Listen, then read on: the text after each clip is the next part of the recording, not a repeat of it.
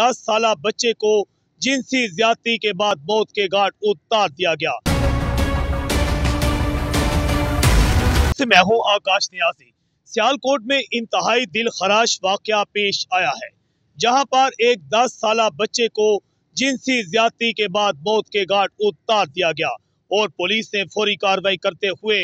कातिल को भी गिरफ्तार कर लिया। और हैरान कुन बात यह है कि कातिल की उम्र भी तकरीबन 13 से 14 साल बताई गई है। इंतहाई दिल खराश वाकया पेश आया है सियालकोट में, जहां पर ताना सबज पीर के इलाका में